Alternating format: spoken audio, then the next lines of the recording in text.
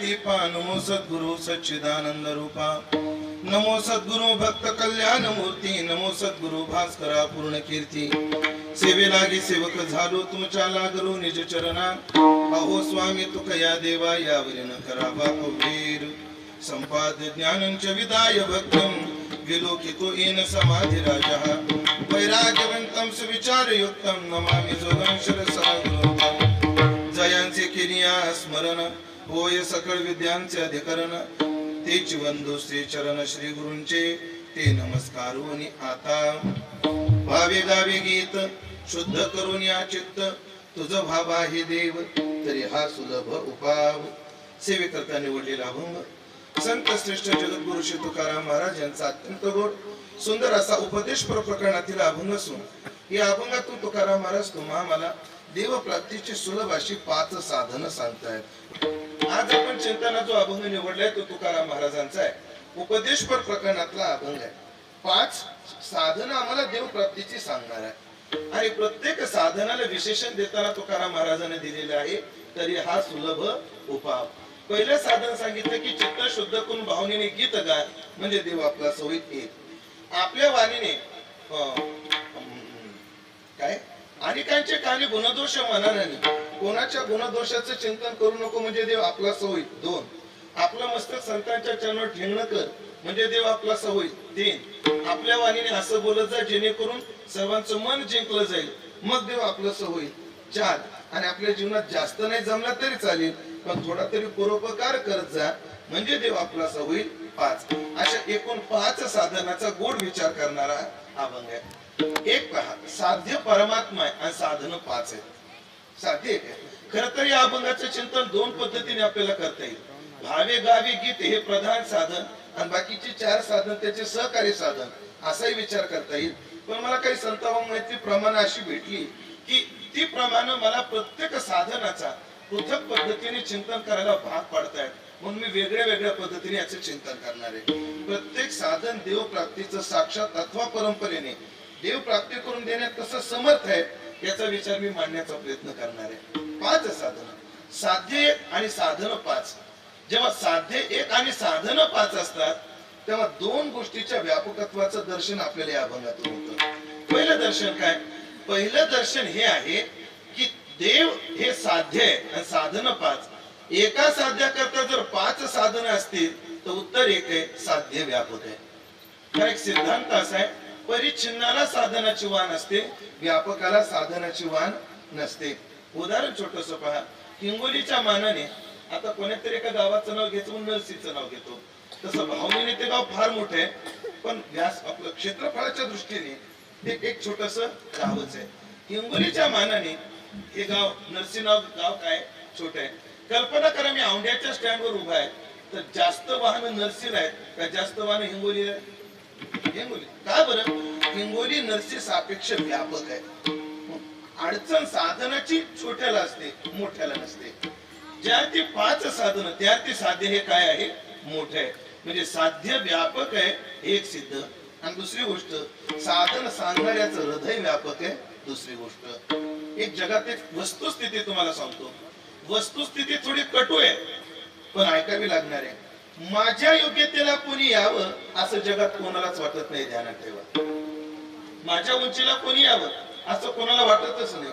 कार्यकर्ता कार्यकर्ताच राहावा, पुढारी पुढारीच राहावा, श्रीमंत श्रीमंतच राहावा, गरीब गरीबच राहावा, नौकर नौकरच राहावा, मालक मालकच राहावा याची ओढाताण वाटतं सगळ्या संसारामध्ये. माझ्या योग्यतेला कोणी यावं अशी कोणाची इच्छा नाहीये या जगात. मी काही नावं सांगतो तुम्हाला.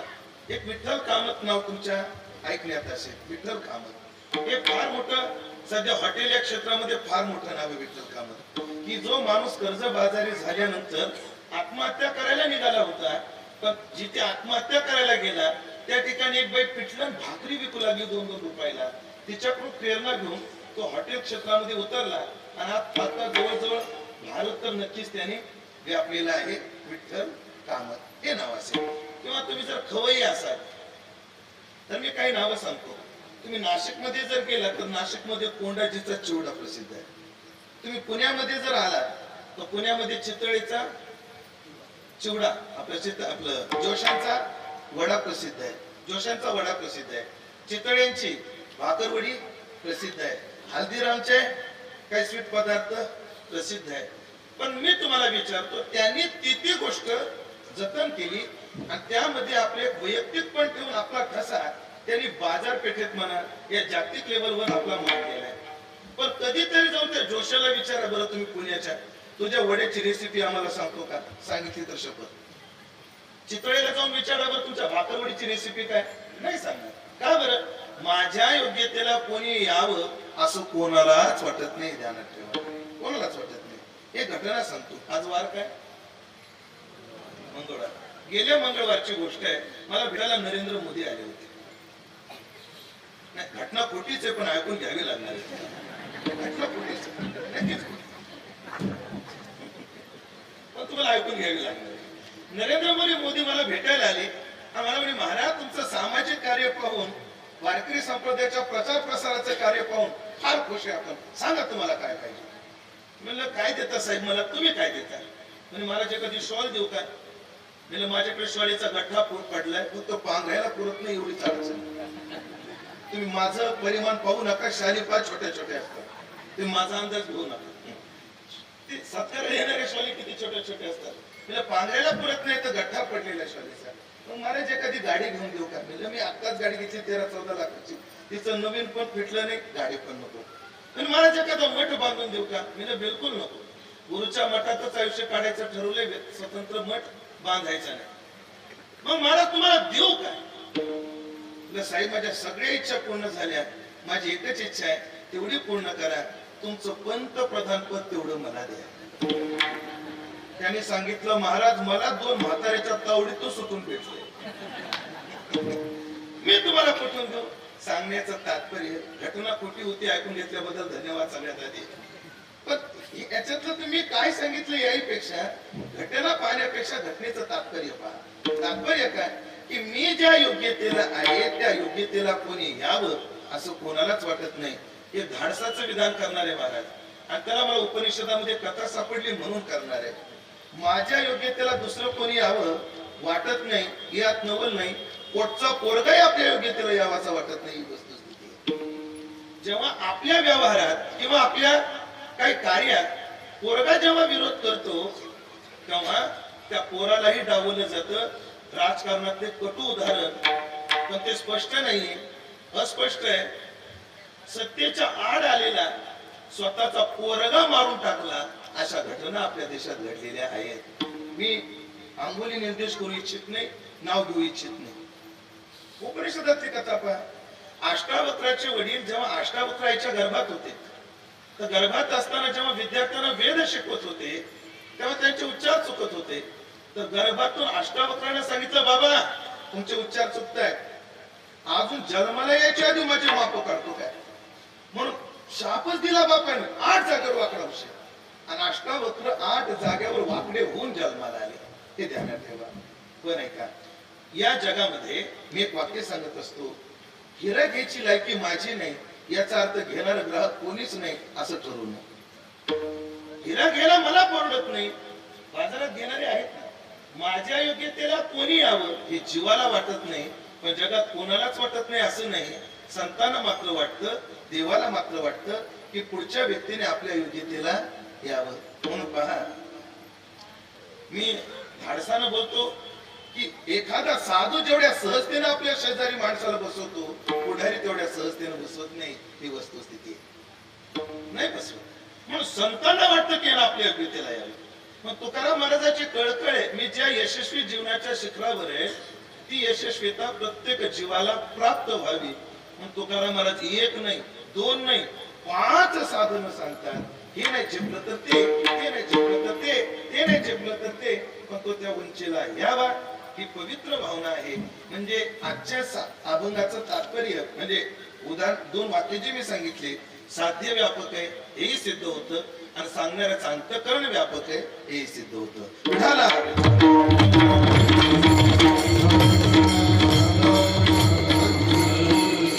महाराज आम्हाला देवप्राप्तीचं साधन सांगतात, ठीक आहे, त्यांच्या योग्यतेला येण्याचं आम्हाला एक सूत्र देतात, पण देवप्राप्ती आम्ही का करून घ्यावी हा मूळचा एक प्रश्नच आहे. तो उत्तर ऐका. शास्त्र असं सांगतं की जीवनामध्ये तेच ज्ञान मिळवावं ज्या ज्ञानाला काही फळ आहे, ज्या ज्ञानाला काही फळ आहे. एक विधान आहे का, ज्या शिक्षणाकरता मी वयाच्या 25व्या वर्षापर्यंत झटलो, ते शिक्षण ते ज्ञान जर मात्र 2 वेळचं पोट भरायच्या उपयोगाचं नसेल तर त्या शिक्षणाचा उपयोग काय, त्या ज्ञानाचा उपयोग काय? जीवनात कोणतं ज्ञान मिळवावं ज्या ज्ञानाला काही फळ आहे. मग शास्त्रामध्ये त्याला 2 उदाहरणं आहेत. शास्त्राचं शास्त्रत्व कशात आहे? अज्ञात ज्ञापकत्वम शास्त्रस्य शास्त्रत्वम. ज्या गोष्टी आम्हाला माहित नाही त्या गोष्टी माहित करून देणं, याच्यात शास्त्राचं काय आहे? शास्त्रत्व आहे. पण हे लक्षण कमी पडलं मग त्याला सप्तमी पद देऊन अजून एक लक्षण वाढवलं, सप्रयोजनत्वे सती. म्हणजे अज्ञात गोष्ट पाहिजे आणि त्या ज्ञानाला काहीतरी फळ पाहिजे. त्याने दिलेले 2 उदाहरण आहेत. मी अधिक विचारतो, कावळ्याच्या तोंडात किती दात असतात तुम्हाला माहिती आहे? कावळ्याच्या तोंडात दात किती असतात? अरे भैया माहिती आहे का? नाही माहिती. गाढवाच्या अंगावर किती केस असतात? हो मंडळी, किती केस असतात? म्हणजे कावळ्याच्या तोंडात दात किती आहेत याचे आम्हाला ज्ञान नाही, आणि गाढवाच्या अंगावर केस किती आहेत याचे आम्हाला ज्ञान नाही. बरं कल्पना करा, कावळ्याच्या तोंडातली दात आम्ही मोजलीच आणि गाढवाच्या अंगावरची केस आम्ही जर मोजलीच, आमचा फायदा काय? फायदा ठीक आहे, ज्ञान नाही आम्हाला ते माहित नाही, पण फायदा तरी काय? हीच उदाहरण तिथे दिली पहा. काकस्य कतिवा दंताः, गंधपस्य कतिवा रोमानी. गाढवाच्या अंगावर केस येतात. एक दाहीबोलीच्या स्टँडवर मी उभा होतो. घटना 15 वर्षापूर्वीची. एक तरुण माझ्याकडे आला, मला न्याहाळून पाहत होता. तो मला न्याहाळून पाहत होता म्हणून मी त्याला न्याहाळून पाहत होतो. आणि मी त्याला विचारलं, का रे बाळा काय पाहतो? मी महाराज तुम्ही कीर्तनकार ना? मी वाटतोय ना. सध्या बाळू महाराज बरेच कीर्तनकार इथे येईपर्यंत कीर्तनकार वाटत नाही. ही अडचण आहे संप्रदायाची. कीर्तनकार ना मी? हो कीर्तनकार. महाराज एक प्रश्न विचारू. मला वाटलं विचारू गाथ्यातला, ज्ञानेश्वरीतला, भागवतातला. विचार बाळा. अर्जुना वाडे पोडे अखंड बोलू आवडे परी काय की जे न जोडे पुसती ऐसे. विचारणारे भेटत नाही, नाही तर सांगायला तर फार आवडतं. काय विचारायचं? म्हणजे महाराज विचारू. विचार. म्हणजे समोर तुम्हाला ती शेळी दिसते का? दिसते. तिच्या तोंडात जीभ आहे की नाही? नाही. आपल्या तोंडात जीभ आहे की नाही? नाही. मग आपण बोलतो शेळीत का बोलत? हा प्रश्न आहे. जर प्रश्न असला तरी ते कीर्तनकाराला विचारण्याचा विचारला ते.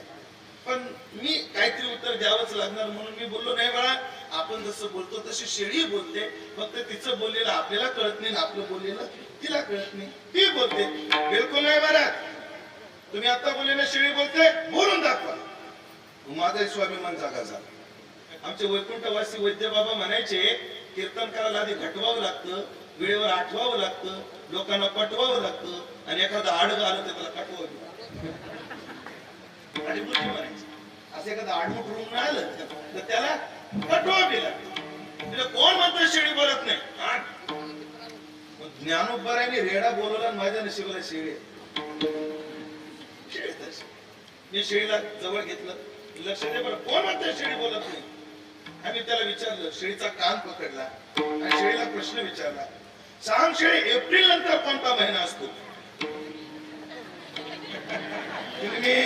कोण म्हणतं बोलत नाही? बोलली का नाही शेळी? मला जे एकच वाक्य झालं. शेळीला दुसरा कान आहे अजून. मी शेळीचा दुसरा कान पकडला. शेळीला विचारलं, सांग शेळी, जूनच्या आधी कोणता महिना असतो? पाठ केलं, मला सांगायचं काय? म्हणजे हे प्रश्न विचारून फायदा. आमच्या जीवनात आम्ही ज्ञान ते मिळवलं पाहिजे जे ज्ञान आमचं ऐहिक किंवा पारलौकिक जीवनामध्ये सुधार आले. असं जीवन, असं ज्ञान. ठीक आहे महाराज, तुम्ही आम्हाला देवप्राप्तीचं साधन सांगता, पण देवप्राप्ती आम्ही का कोण घ्यावी? आमचा फायदा काय? तर मी एक उदाहरण असं सांगत असतो. कल्पना करा, तुम्ही सोनं घ्यायला पुन्हा गाडगीळकडे गेले, पुण्यामध्ये जर आले तर रांकाकडे गेले, लक्ष्मी रोडला रांकाकडे गेले, किंवा तुमचा जर नाशिक हिंगोलीतला प्रसिद्ध सोनार कोण? एमपी वर्मा. भाऊ ते तुम्ही सांगू शकता, तरी काय सांगणार. वर्मा. वर्माकडे सोनं आणायला गेले आणि कल्पना करा, तुम्ही 2 तोळे सोनं मंगळवारी दुपारी घेतलं. किती तोळे? 2 तोळे घेतले. आणि तुम्हाला काहीतरी अडचण आली म्हणून ते मंगळवारीच मोडायची वेळ आली. मंगळवारीच मोडायची वेळ आली. तुम्ही दुपारी 12 वाजता सोनं घेतलं, वर्माकडेच घेतलं, आणि संध्याकाळी 4 वाजता वर्माकडेच मोडायला गेले, तरी वर्मा कसोटीवर घातल्याशिवाय घेत नाही ही वस्तुस्थिती. सोनं जरी आपलं असलं तर ते काय केलं पाहिजे? कसोटीवर घासलं पाहिजे. उपदेश तुकाराम महाराजांचाच आहे, आमच्या कल्याणाचाच आहे, आमच्या योग्यतेचाच आहे. तरी जरी असलं तर कसोटीवर घासून घेतला पाहिजे. विठाला